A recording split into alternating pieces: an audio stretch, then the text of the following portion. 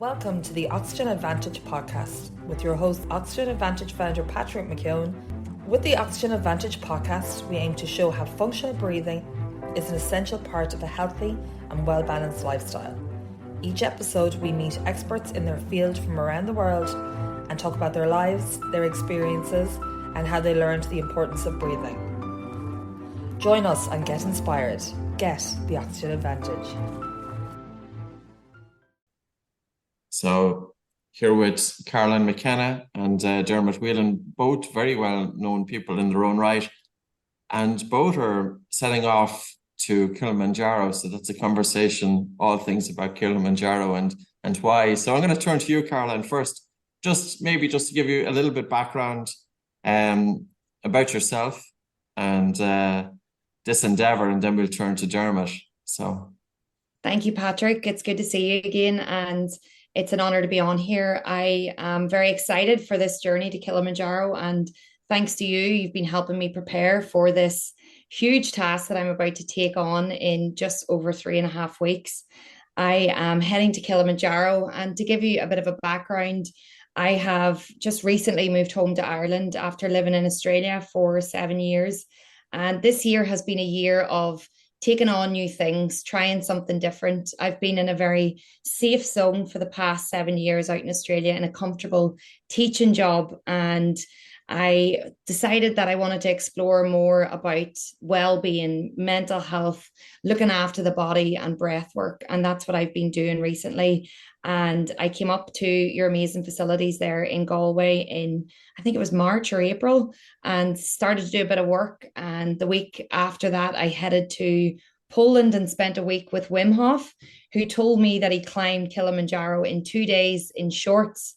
And he said no one said he could do it, and he did it. And he said when he got down, all those who said he couldn't do it, there were nowhere to be seen. So he's all about, breaking boundaries and being powerful with your mind. So I thought, if I can last a week in the minus freezing cold conditions with Wim Hof in Poland, then maybe Kilimanjaro will be a breeze. And as the months have gone on, the fear has started to creep in again.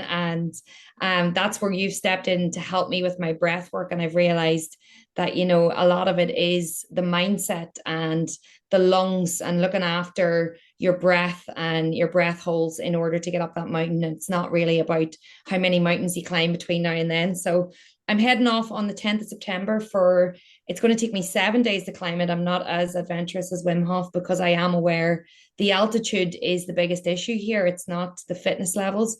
It's about getting to the top without getting very sick. And I'm planning on spreading that out over 7 days with still a very high risk of altitude sickness. And I'm doing it for PIP's suicide prevention charity, trying to raise £10,000. what a great cause. Thank you. Well done. And you're a little bit nervous at this moment, but I think you take challenges in your stride. You're pretty resilient as well. This will add to it anyway. This is another one ticked off the bucket list. The thing about when you put something out on social media, it's out there. So you're committed to it, then. You can't pull out of it now, Caroline. I came off Wim Hof's retreat on a bit of a buzz, thinking I can achieve anything, and I put it out there to the universe and said I'm doing Kilimanjaro. But no, look, there's been a few doubts that have crossed my mind, and it's actually been really helpful working with you and reading the Oxygen Advantage book, and just even I was reading about how Bear Grylls trained for base camp at Everest, and it was lengths in the pool. So it reassures me because I don't have the time to climb mountains 3 or 4 times a week, and life is busy. So it's trying to make sure to get in the right mindset, and also sleep. Getting a good night's sleep is key to all of this. So it's been a challenging time, but also a great time of learning. I've learned a lot about the capacity that the body can go to, what levels you can take your body to. And it really does come down to the mind, the breath, and sleep. Good stuff. So Dermot, your story, and of course you broke massive news yesterday. It was coming to me from all directions. So those of you who are international, Dermot is a very well-known radio presenter here in Ireland, and he's left this huge job to embark in a career of mindfulness. But of course, you've dipped your toe into it in quite a bit anyway. It's not your forte. You've been involved in that field. So a little bit about your story. You're heading off also to Kilimanjaro. Yeah, and I guess for me, Kilimanjaro, first of all, thank you for having us on, Patrick. It's a real pleasure to be back with you again and to meet Caroline in person. I actually interviewed Caroline. She's got a fascinating story herself, and I hope people will get a chance to catch up with that. But I interviewed Caroline on the radio not so long ago, so it's lovely to see her face in person. But yeah, I guess for me, Kilimanjaro represents this change of direction that I feel that my life is taking, and it's actually, thinking about it today, it's a wonderful, I guess, physical, real world representation of a new journey for me that I'm embarking on. And as you say correctly, it's not my first foray into this, but over the last 5 years, I've been teaching in the meditation space. Certainly wasn't something I was always into. I was very much a cynic back in the day, but a panic attack in 2007 sort of woke me up to the world of the kinds of thoughts that we have in our head, and ideas around anxiety and how to cope with that, and stress management, and how much we say yes to and how much we say no to. So my journey began back then, and over the years, I'm delighted to say that I've managed to blend my background of stand-up comedy and meditation into a vehicle for people to jump on board who may be a little bit cynical or maybe hesitant to step into the whole wellness or spiritual realm, So I take great pride in being able to use my comedic skills to convey real scientifically proven techniques that you're well aware of yourself, and maybe bring people into this world that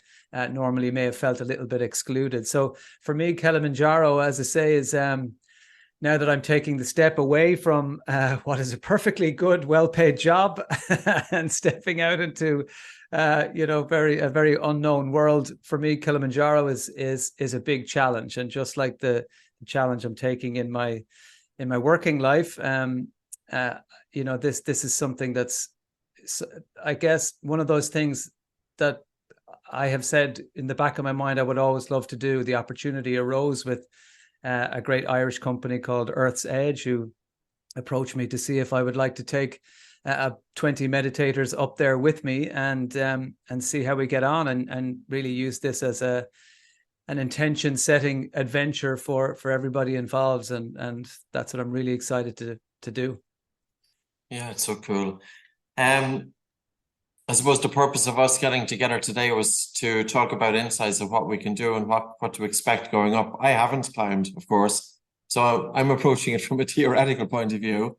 You're going to be the guys putting it into practice. This is if the book, this is where the theory is fitting the practice. So we hope that there's a good fit there.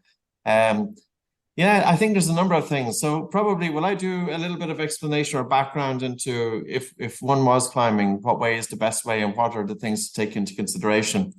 Absolutely. I'll explain a little bit of the science because I think it's important to have the background.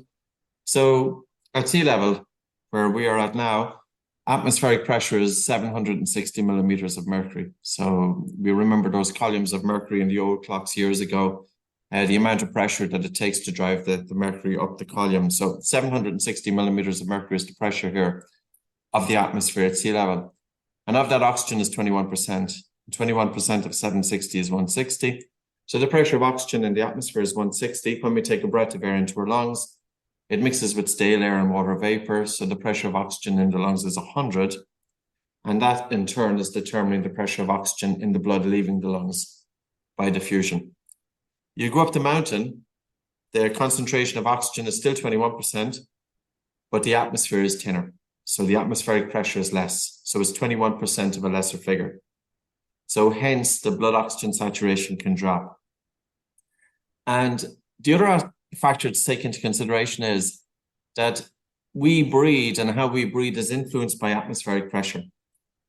That when we go up a mountain, the atmospheric pressure is less, so the breathing muscles have to work harder, so they're more prone to fatigue. So not only are we taking in less oxygen, but the breathing muscles also need to work harder. So there's two aspects to it. And then there's another aspect would be the feeling and sensation of breathlessness. So I think at sea level, it can be very useful to expose ourselves to breath holding, to create an experience of hypoxia, to prepare the body. And this is what Caroline was talking about, Bear Grylls. And of course, doing long breath holds in a swimming pool is not a good thing to do. But you can do it on land, and you can do it safely, and you can also do it within your limits. And if you're doing long breath holds, I'd say to anybody, don't do it if you have panic disorder. I have put people into panic attacks doing long breath holds. So we try and steer a little bit away from that. So the other aspect of it is strengthening the diaphragm, and strengthening the diaphragm so the diaphragm is better able to cope with the additional demands it's going to take at altitude. And also doing long breath holds can induce a sensation of breathlessness. There's another thing to do is to breathe in a way that improves alveolar ventilation. So I know I'm kind of a little bit all over the place, but I'm going to put them point by point now. I'm going to start off with functional breathing first. Is there a way to breathe to enhance gas exchange? Without going into the maths too much, every breath that we take, not all of the air that we bring into our nose or mouth reaches the small air sacs in the lungs. The last 150 mil of air stays in what's called dead space. And if we're breathing fast and shallow, we waste a lot more air in dead space per minute. So at altitude, you're going to feel breathless because the air is thinner. And that in turn will cause us to breathe fast and shallow. And fast and shallow breathing is inefficient because of the air lost to dead space. There is a paper that was done on this, and it's quite interesting looking at slow breathing. And the individuals were climbing, I think at 4,500 meters and also at 5,000 meters. I just have to pull up the paper. But basically, they got the individuals to slow down their breathing to 6 breaths per minute. And by slowing down breathing to 6 breaths per minute, it was able to improve alveolar ventilation, but also blood oxygen saturation quite significantly. I think this is a pivotal paper. This is just based on normal physiology. So let's pull that up now. We'll do a share screen on it. And then I'll go through the other stuff as well. So here we have the paper itself. And I'm just going to minimize everything. I'm going to scroll down. So we have 4,500 meters here for 3 days, and there's 39 people involved. 5,400 meters for 16 days. And there's 28 people involved. So in study A, the blood oxygen saturation was 80%, which is severe hypoxia. And by slowing down breathing to 6 breaths per minute, but without increasing minute ventilation, which I'll explain in a little bit. So simply by slowing down the respiratory rate and allowing the tidal volume, which is the volume of air drawn into the lungs per minute, to increase proportionately. So we're not breathing any more air per minute. We're just changing the respiratory rate. So with this, it increased blood oxygen saturation from 80% to 89%. And in study B, breathing at 6 breaths per minute increased blood oxygen saturation from 81 to 88.6%. So I think the most important thing to take from this is, whenever you feel breathless at altitude, not to breathe fast and shallow, even though that's going to be the way that you want to feel that you breathe. Because human nature, if somebody is having a panic attack or an anxiety attack or a hyperventilation or an asthma attack, that feeling of air hunger, we naturally revert to fast and shallow breathing in an effort to alleviate the feeling of air hunger. However, the fast and shallow breathing, a lot of the air stays in dead space. It's coming into the body all right, but it's not reaching the small air sacs in the lungs. So this is where no, slow and low breathing works. So you know what, we might as well give it a go, yeah? So if you have your hand and your lower ribs, so this is just to give you a kind of an insight into it. And basically we're going to be breathing in for a count of 6 and breathing out for a count of 6. So you're breathing in 2, 3, 4, 5, 6, out 2, 3, 4, 5, 6, in 2, 3, 4, 5, out 2, 3, 4, 5, in 2, 3, 4, 5, out 2, 3, 4, 5, in 2, 3, 4, 5, out, 2, 3, 4, 5. So I started off, I was counting for 6 seconds in, 6 seconds out, 6 seconds out. It should be 5 seconds. So that was my mistake there. So just bear in mind, no slow, low. So I think the take here is, at altitude, one is going to feel breathless. Even if you're not able to slow down the respiratory rate to 6 breaths per minute, whatever you can slow down the respiratory rate by is going to improve alveolar ventilation. Does that make sense? And this is where pulse oximeter is quite useful. So these are little devices that you place in your pointing finger, and it's able to pick up in your hemoglobin and whether it's occupied by oxygen. So the main carrier of oxygen in the blood is hemoglobin. 98.5% of our oxygen is carried bound by hemoglobin. And when you, in normal circumstances, you put on a pulse oximeter, your normal blood oxygen saturation is between 95 to 99%. But in that paper that we looked at earlier on, the blood oxygen saturation had dropped down to 80%, which is severe hypoxia. So there is a way to breathe to improve alveolar ventilation at altitude. Now, of course, people are going to say, there's no way I can slow down breathing at altitude. I'll have to have my mouth open. Okay, even if you have your mouth open, still be conscious of, you're much better off to take fuller breaths and less of them.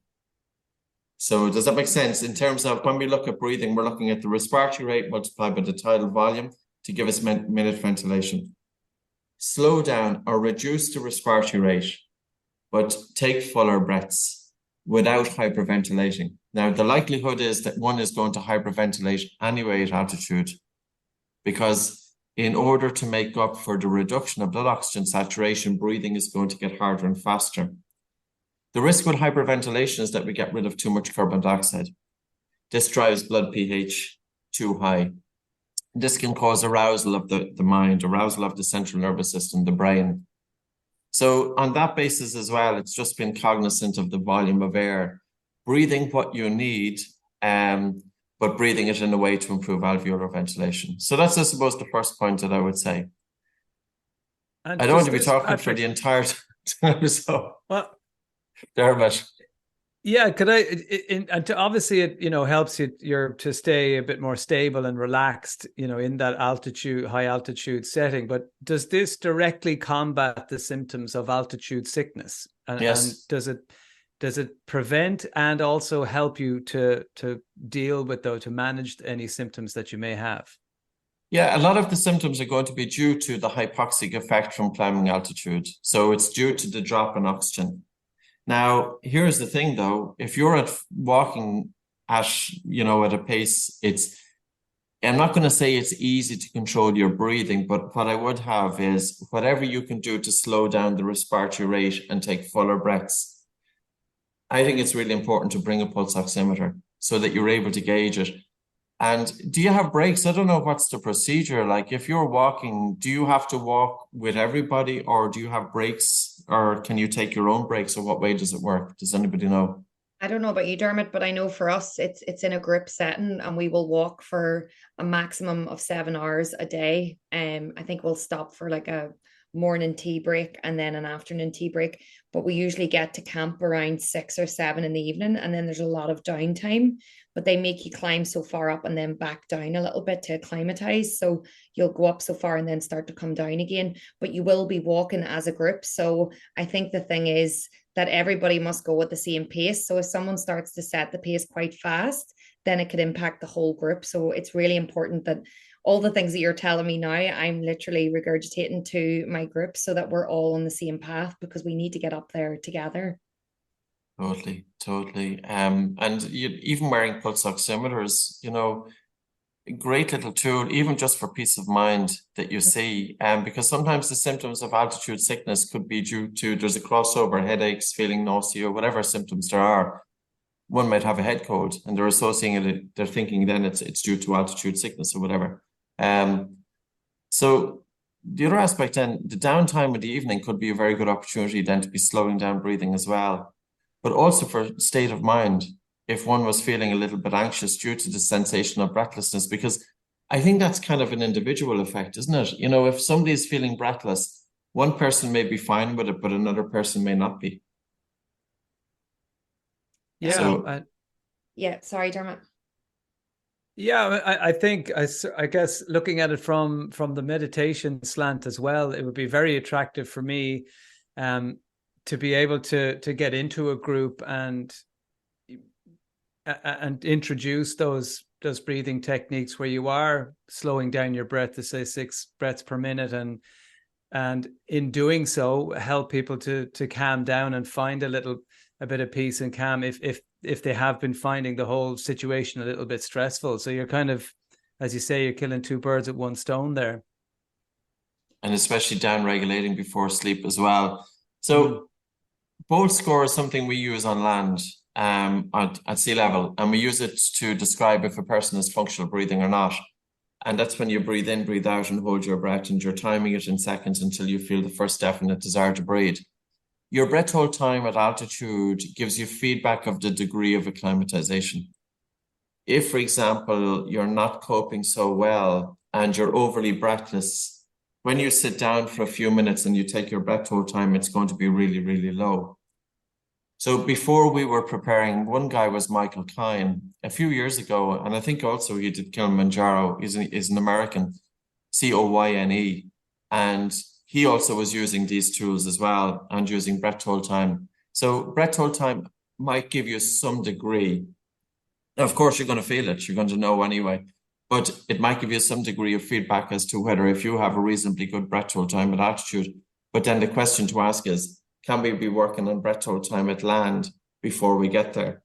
So then what exercises to do in terms of creating a hypoxic effect to prepare your body that it's not going to be the first time that you're lowering your blood oxygen saturation below 95% or 91%. And that's with breath hold training.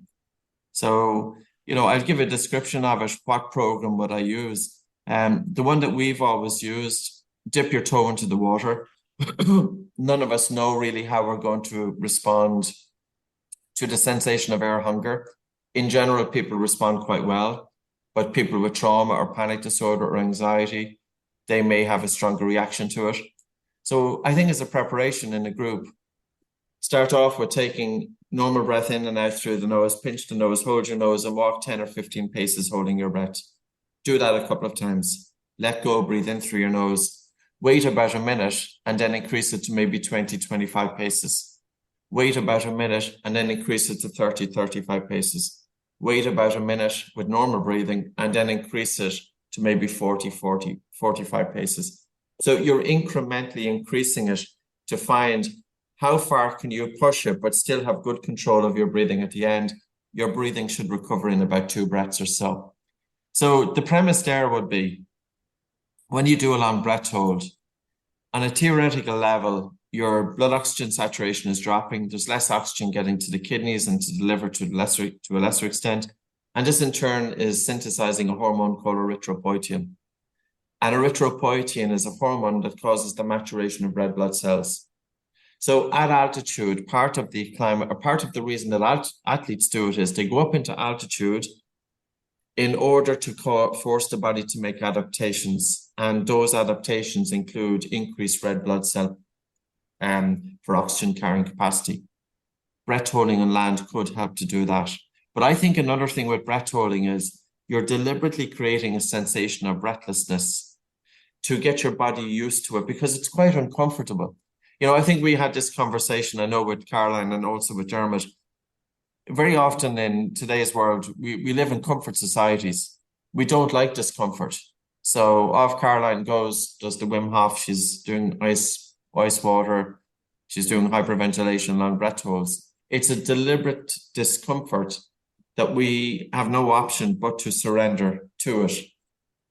At altitude, the sensation of air hunger is uncomfortable.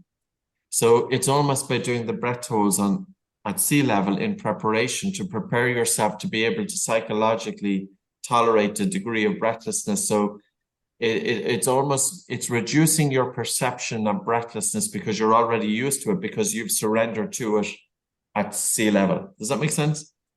Yeah. Completely. I was just going to say, holding your breath, it can be quite overwhelming. And a lot of people, I notice, even when I'm doing the Oxygen Advantage training and doing it with my workshops, people all of a sudden think, oh God, I don't know if I can do this.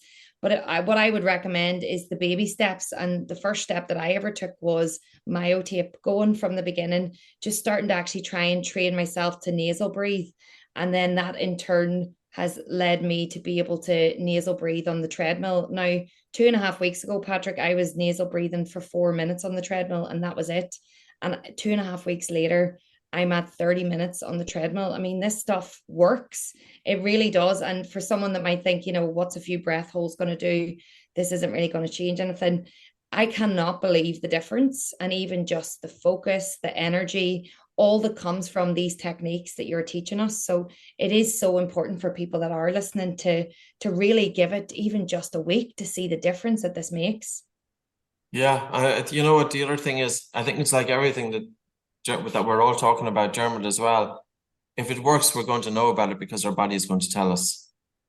And normally we feel it pretty quickly. If we can do it in a week, great. Sometimes with some people it might take 2 weeks, but even 2 weeks is a short time in the spectrum of things. Now, and the final point that I would consider is, how do you help to strengthen the diaphragm breathing muscle? So if you've got a stronger diaphragm, you're less likely to experience breathlessness because it's not going to tire as much. And you don't want your diaphragm getting tired, because if the diaphragm gets tired, blood is stolen from the legs to feed the diaphragm. And that's why there's a movement in terms of athletic using different devices, such as power breathe and different devices that you're breathing against resistance to add an extra load to the diaphragm breathing muscle to strengthen it. So it's less likely then you're not as likely then to feel breathlessness. A few ways. You spoke about nose breathing during jogging, nose breathing during walking. That's adding a resistance to your breathing. You're adding an extra load to the diaphragm. Something like wearing a sports mask or any other, respiratory muscle training device is also going to add an extra load to the diaphragm. So I'm going to come full circle. We said anybody climbing or preparing for climbing altitude, there is a few considerations to take. One is, how should you breathe during the ascent? Even though you're feeling air hunger and your breathing is faster and your breathing is harder, you want to help to improve your breathing efficiency by focusing on taking less breaths per minute, but make the breaths fuller, but don't hyperventilate. So in other words, don't deliberately make the breath so full that you're breathing more air than what you would normally be breathing at that time. So that's one, because that improves alveolar ventilation. It's entirely based on physiology. You've seen a paper to back it up. The second is your breath hold time at land. Breath hold time at land gives you feedback of your functional breathing patterns. And if you have a low breath hold time at land, it's likely it's going to reflect in a poor or disproportionate breathlessness at altitude. So work with your breathing on land so that you're better able to cope then with the stress of less oxygen at altitude. The third one was using breath holding to create hypoxic effects. Number one is you're exposing your body to hypoxia, even though it's intermittent.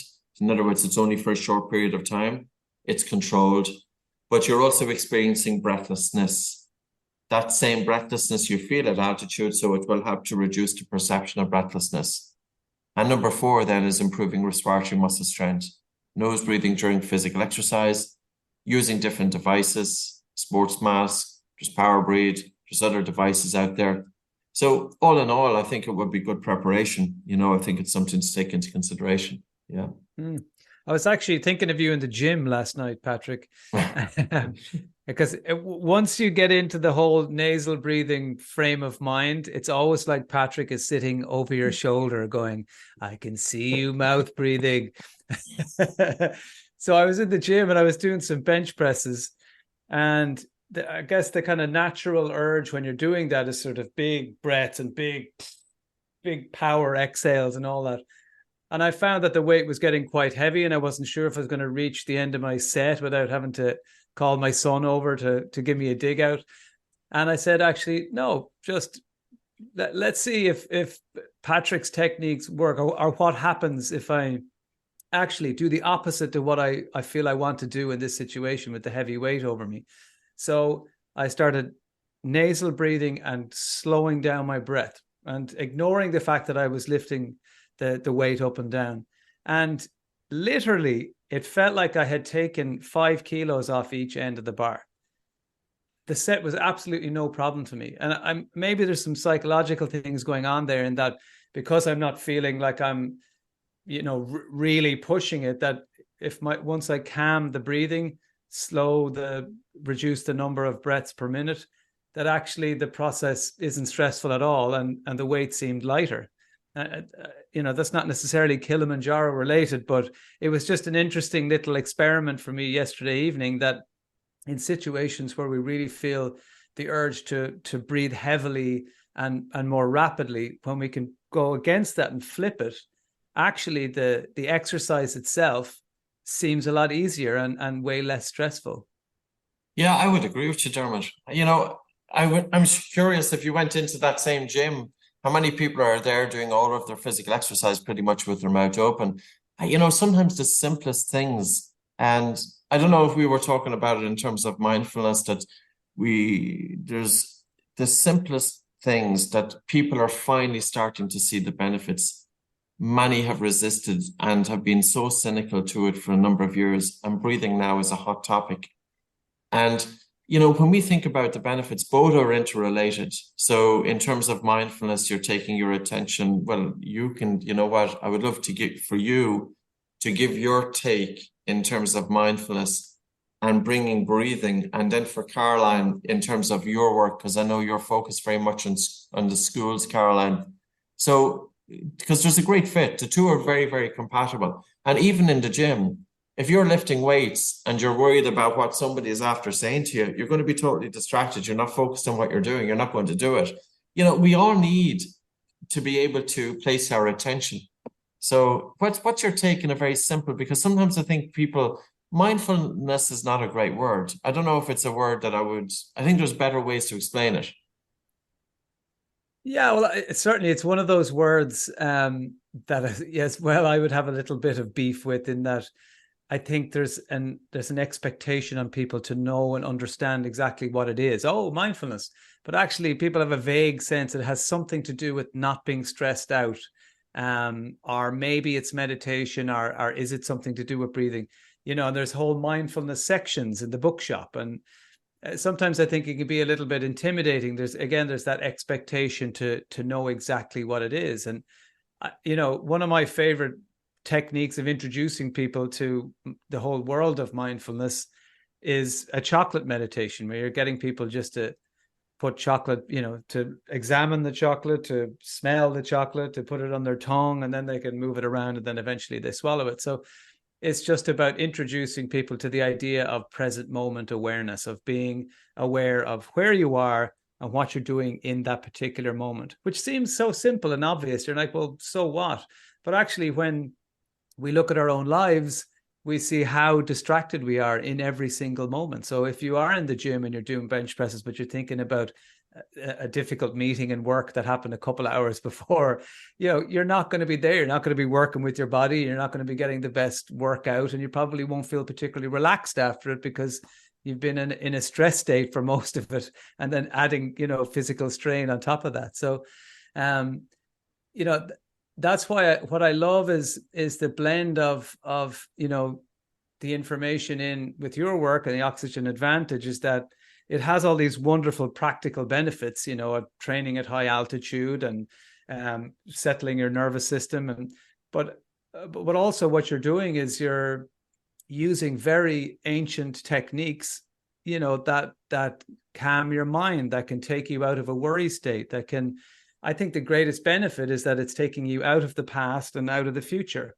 When we're in the past, we're maybe looking back with shame or guilt or regret. When we're in the future, we're anxious about things that may or may not happen. So there's just so many multiple benefits to it, that it has the physical benefits. And when you explain all the wonderful things that are happening in the lungs and the oxygen and carbon dioxide exchange, that stuff is really fascinating. But at the same time, just by doing that, we're calming our nervous systems. We're moving ourselves out of worry state. We're giving ourselves the ability to have more control over our nervous system, just like Wim Hof would attest to with the work that he does. We're helping ourselves fall back to sleep. We're calming our digestive system, moving into that rest and digest state, so we can actually start to get nutrients out of our food. So there's just so much going on. And again, it just boils back to the simplicity of connecting with our breath, of slowing down that breath. And it's sometimes I think the simplest things are the things that we're least likely to gravitate towards, because we feel like it's too easy, Yeah. But as you say, you were slightly ahead of the curve with all of this, like 20 years ago, and then the rest of us. But the world is catching up and actually going, do you know what? There's immense power in a breath, and there's even that sense of when people are really struggling with maybe it's things that have happened and they can't seem to forgive themselves for something. There's that phrase of, with each breath I begin again. And we're giving ourselves permission in each breath, in each moment, to actually start afresh. And that's a powerful feeling. And particularly if we're prone to beating ourselves up about things, again, it's the breath that gives us permission to move ahead with that different state of mind. So I just think there's so much going on. There's so much benefit. There's so much power to just becoming aware of how we are breathing. And literally it starts with one breath. With each breath, we begin again. Totally agree. And even that phrase you said, particularly when people are beating themselves up, and I'm going to put that to Caroline, because Caroline, I think a lot of kids are beating themselves up because of the pressures of social media, the pressures of schools, the pressures of all of the pressures that they're facing, and going through young kids into their 20s, to the point this is an interest that you have from a personal point of view. So what's your take? I've been teaching for the last 10 years, Patrick, and I consider myself, not that old, and it's very scary. Well, in comparison to us, you're very young, Caroline. I feel old. I'm 31 now, and it's very scary to see how quickly things are changing in the classroom on a daily basis. I mean, forget this chat bot or whatever this, I don't know what it's called, this new chat AI. GPT. Yeah, whatever. Yeah, we'll be all running from AI in about 6 months. We won't even be talking about mindfulness. We'll be hiding somewhere so well. We'll be hiding on an island. There's that much happening on a day-to-day basis. But the one thing I am noticing more and more is the anxiety within the classroom. And these kids with the world at their feet have everything going for them, are riddled with anxiety because of the access of social media and technology, and not being able to remain focused and present in the current moment. And it's interesting, what you said there, Dermot, just even about this is all accessible to everybody. And every time I put on a workshop and do the Oxygen Advantage work with anyone that comes to my retreats, they come away from it and they think, God, that's great. And 95% of them might think that was great, and then they get in the car and they get back to their normal life, but that 5% will take it on and learn from it and want to grow. But if it was a £20 membership a month to breathe, they might take more accountability to it. But when it's there, and I'm the same at times where I know I need to go and do my breath work and I mightn't do it, but at nighttime I have my myotape sitting there at night and I know, right, I need to put that on before I go to bed. But in terms of the generation that's coming through, this is something that I am very passionate about and that I think needs to be embedded in the curriculum. If I was taught just how to breathe properly before an exam, at times of worry and distress, in times of peer pressure, in times of depression, feeling lost in society, feeling like you don't fit in school, if I was just taught to just take a moment out of the madness and the chaos that is nothing like the world we live in today, this is 10 times worse now, then maybe things would have been different and I wouldn't have suffered for as many years as I've had. At 31 years of age, I'm only starting to get a good night's sleep. I'm only learning to cope in stressful situations. I'm only learning to take a minute out before I react to things. And even just standing in front of schools and doing seminars and talks to these kids, just learning to breathe before I get on that stage so that I don't stumble. And there's those first few moments, they would have really benefited me at university, giving presentations or standing in front of the class trying to read at the Christmas play, those kinds of things. This is so vital and so important, but it's like it's holding accountability. If there's no membership fee or anything like that, people are more inclined to think, oh, I'll do that eventually. And next thing, a few months have passed.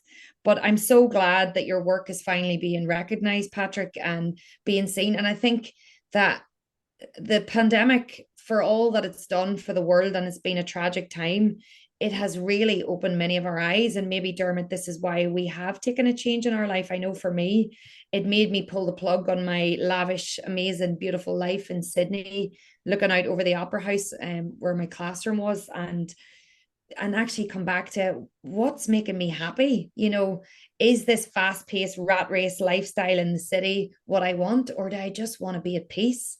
And that's when I've come back to this breath work. So I think there's a lot to be done here. I think people are really tuning in, but there's the education around it. There's that word mindfulness. I don't like it. I think it's outdated. I think it puts a lot of kids off. As soon as I would say, we're going to do a meditation here, they'd go, oh.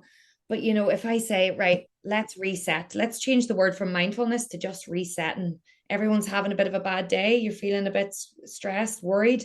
Let's take a minute and reset. And that word changes things, like the oxygen advantage word. It's just about how you target people. And it's all the same work, but it's about making it relatable to people, that they're not going to think this is wishy-washy stuff.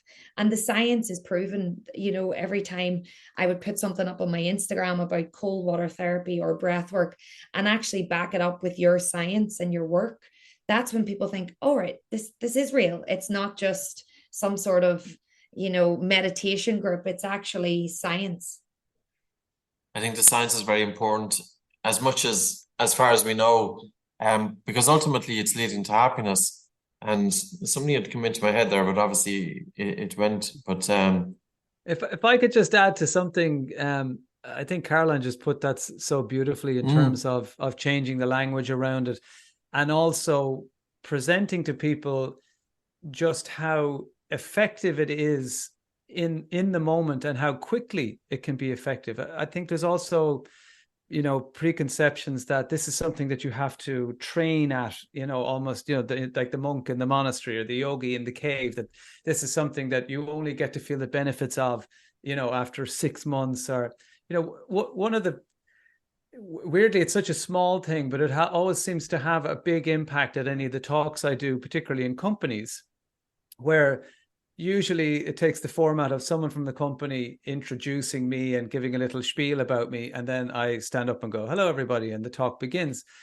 And when I tell them that, I'm using box breathing, our square breathing, our 16 seconds, however, so for people who don't know, you're breathing in for 4, you're holding the breath for 4, you're letting it go for 4, and then holding again for 4.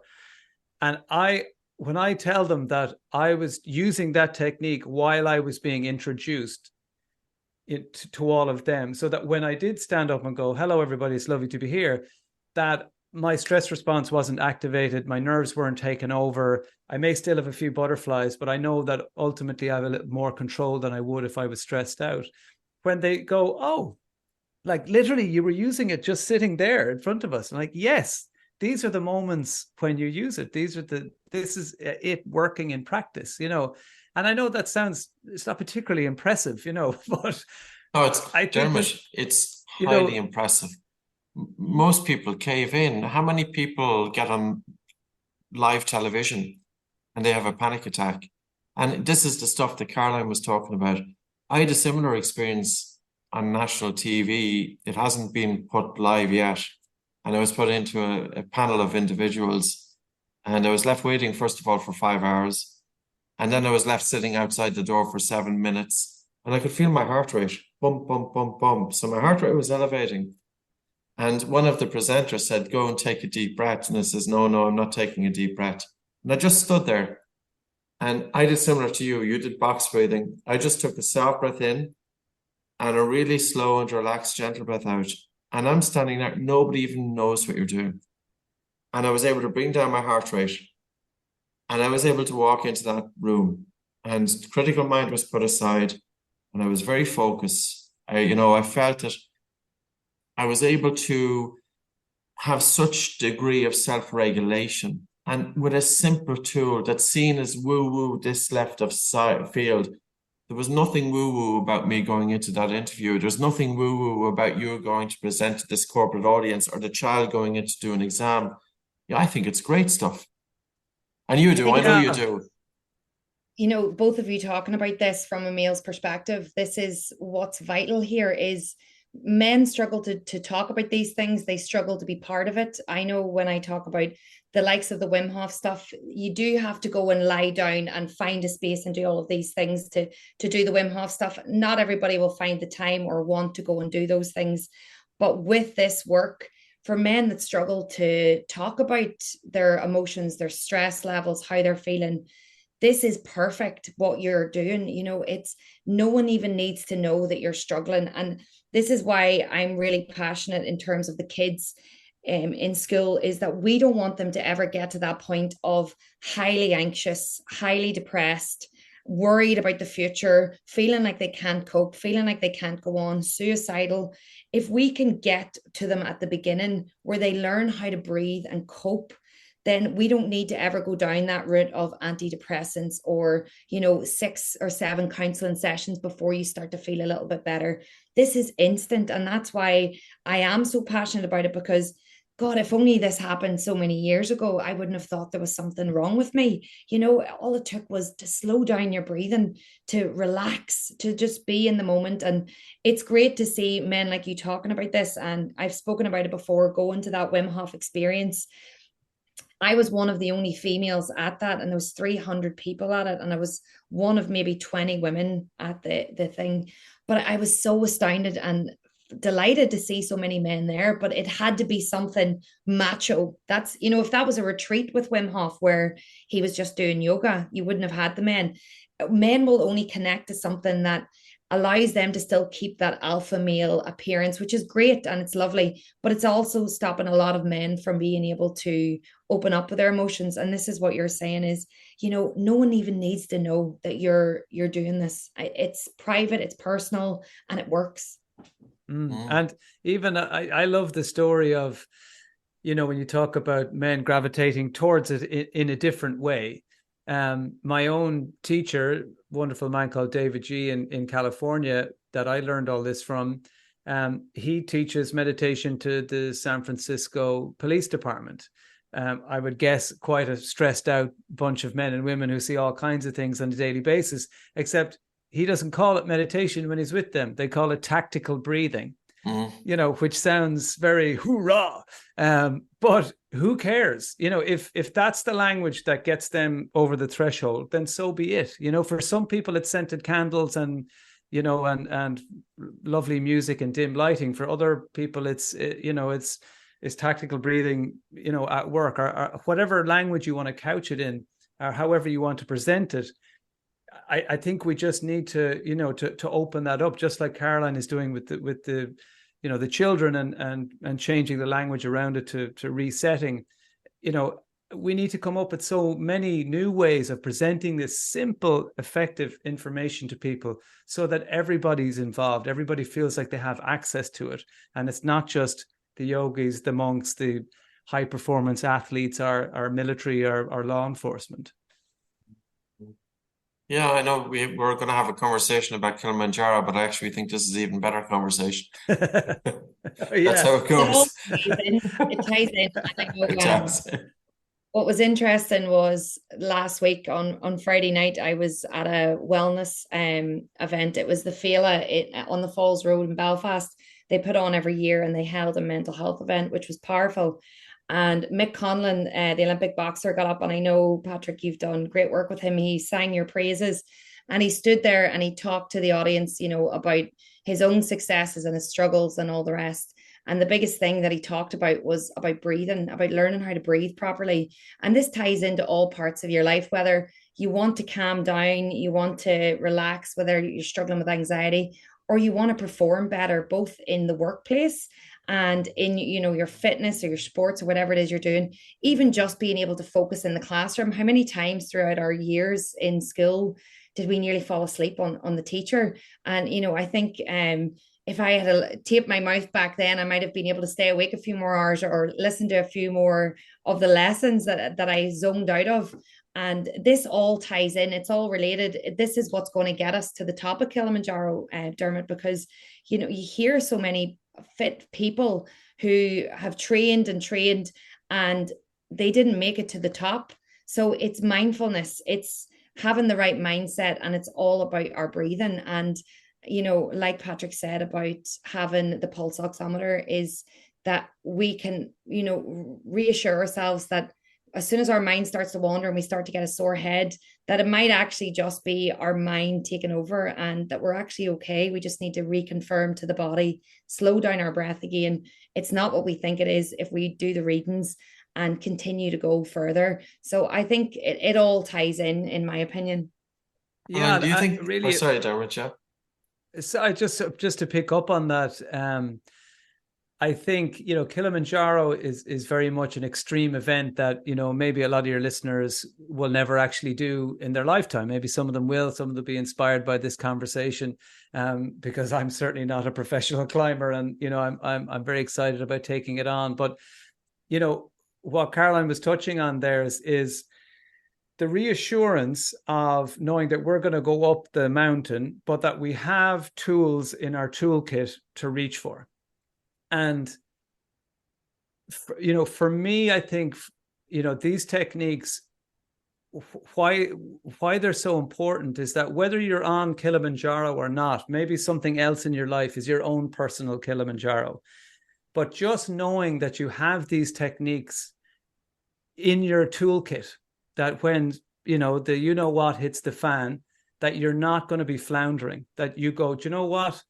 I learned these techniques from the Oxygen Advantage, or I learned these techniques from Caroline in the classroom, or I learned them from Dermot in a talk, or whatever it happens to be. And for a lot of people that I speak to, it's just simply the knowing that they have stuff in their toolkit that they can reach for at that moment. Whether you're on top of a mountain, or whether you're about to sit a state exam or job interview, driving test, maternity ward, whatever it happens to be. And oftentimes, simply the knowing that you have those techniques is enough actually to keep you in a state that's calm enough to get you through the event. I think it's a great point. And I think also you will be practicing these techniques in the lead up to it. In other words, you're not going to wait to the day of the event before you start. You will bring these into your everyday. And then it's the knowing, but also the experience of it. And the same coming up to the exam. Don't wait for the exam to happen. And then you start thinking, oh my God, there's a technique, I must start doing it. But it's doing it in the preparation, in the lead up. It does give us that, we're all vulnerable as human beings. And it kind of gives us that comfort knowing that we have planned and we've given it our best shot. I think that's ultimately what it's about, isn't it? Do you think Kilimanjaro is, if I use the word, a spiritual experience, or I think it kind of ties in with meditation? I don't think the mind is, what in terms of the mind itself, what do you foresee during the ascent? Is that for me, Patrick? That will be for either of you. You want to go both first? of you. That one. Both of you. Okay, well, look, you know, for me, I don't think you can do something like this without it becoming a spiritual experience. You know, I think anything where we're pushing ourselves out of our comfort zone, and I guess allowing ourselves to experience new things in fairly dramatic surroundings. I mean, it has to be spiritual.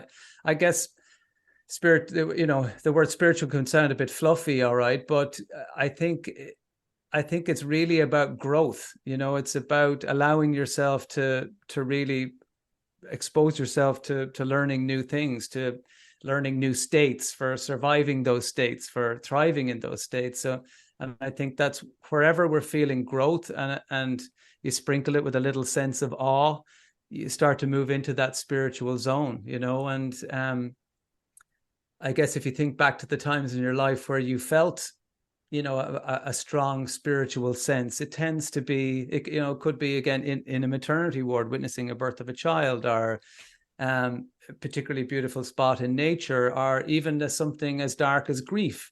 These can all be spiritual events, and I think they're all, the things they share in common is a sense of growth and a sense of awe. And if we can combine those and keep ourselves in a state that we're physically, mentally able to be aware and to be present for those moments and those sensations, then I think that's where we feel that's spirituality. I agree. I'm sure there won't be much room for thought up there. I think the very surrounds are going to bring you into stillness.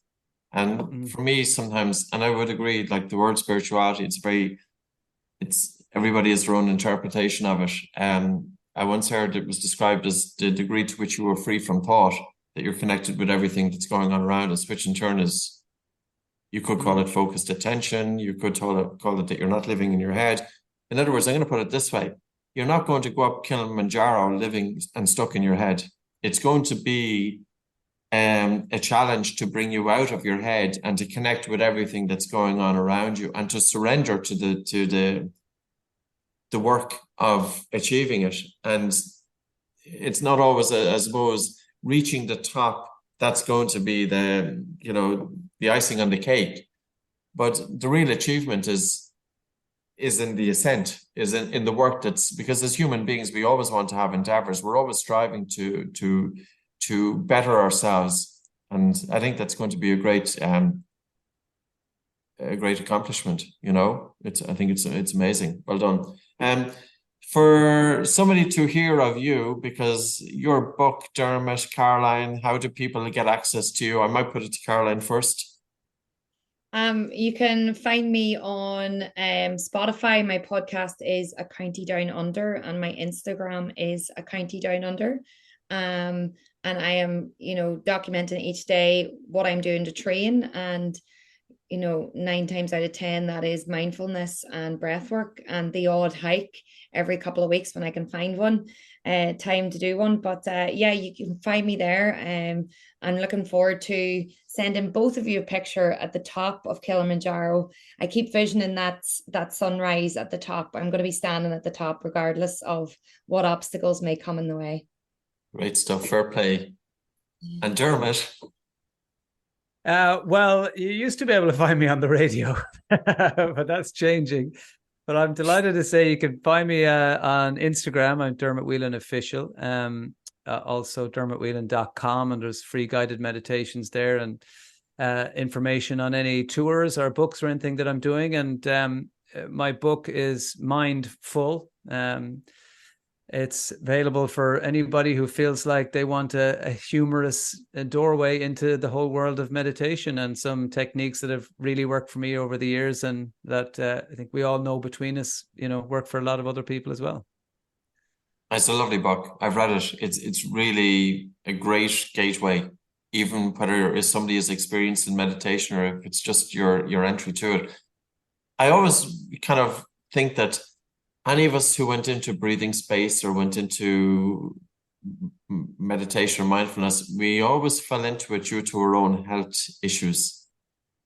It's quite interesting, and how the three of you, your existing issues, as me included, then has directed that as a career path, that we've seen there's something in it and we want to get it out there.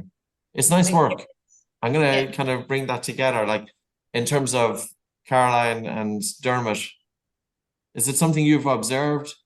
Yeah, I find my favorite quote is, "From the ashes rises the phoenix." I think you need to go through your own struggles to come out and see things with fresh eyes and then help others. And all the work that all three of us are doing here is from passion and love, and that comes across. There's a lot of people that are, unfortunately, I don't know, like, they're not in this industry for the right reasons, or they may have gone into it for the right reasons, but they see an opportunity. But I think hard work and passion shines through in people that genuinely care about others.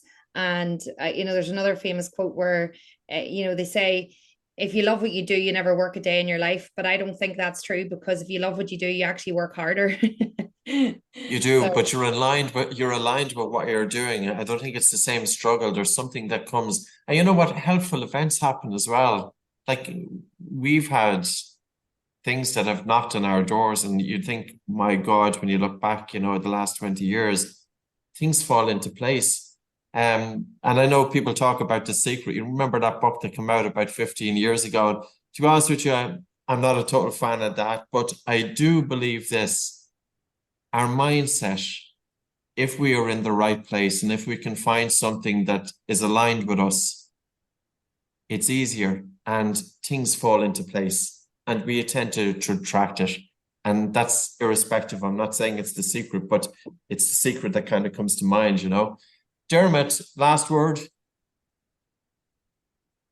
Gosh, I mean, I like that you were touching on synchronicities there, and certainly I became super aware of your work and the Oxygen Advantage shortly after the whole Kilimanjaro idea popped into my world. So I love how our paths have crossed. I spoke about the synchronicity with Caroline, that as I was interviewing her on the radio, I was like, hang on a sec, I think we're going to be on a podcast together soon.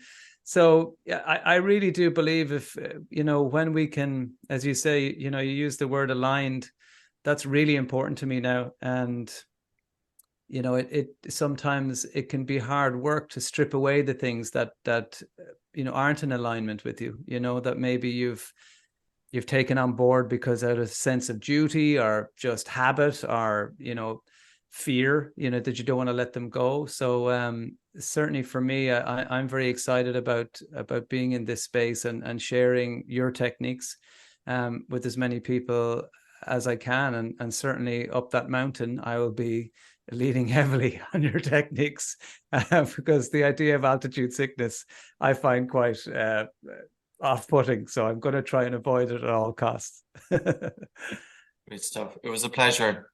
Thanks very much, guys. Thank you. Thank you for listening to the Oxygen Advantage podcast.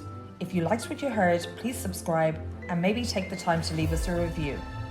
The Oxygen Advantage podcast is available from all your podcast providers.